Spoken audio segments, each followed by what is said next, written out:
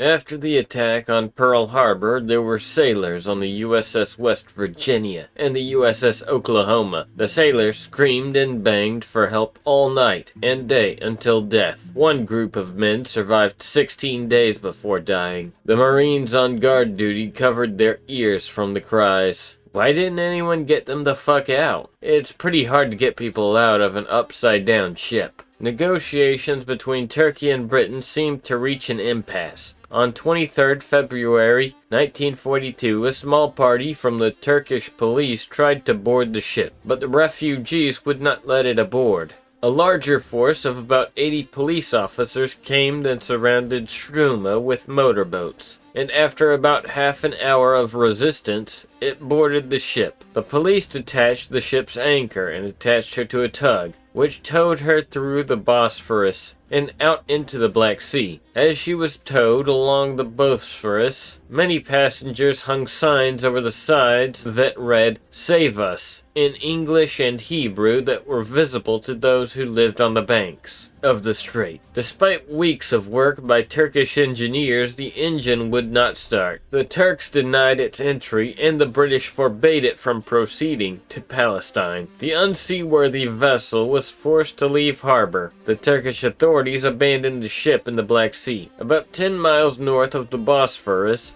where she drifted helplessly. On the morning of 24 February, there was a huge explosion and the ship sank. Many years later, it was revealed that the ship had been torpedoed by the Shuka-class SHCH-213, which had also sunk the Turkish vessel Kankaya the evening before. Struma sank quickly, and many people were trapped below decks and drowned. Many others aboard survived the sinking and clung to pieces of the wreckage. But for hours no rescue came, and all but one of them died from drowning or hypothermia. Of the estimated 791 people killed, more than 100 were children. Struma's first officer, Lazar Dikov, and the 19-year-old refugee David Stoliar clung to a cabin door, which was floating in the sea. The first officer died overnight, but Turks in a rowing boat rescued Stoliar the next day. He was the only survivor. TLDR, fuck Germany, fuck Turkey, but most of all, hang Russians from lampposts. All of them.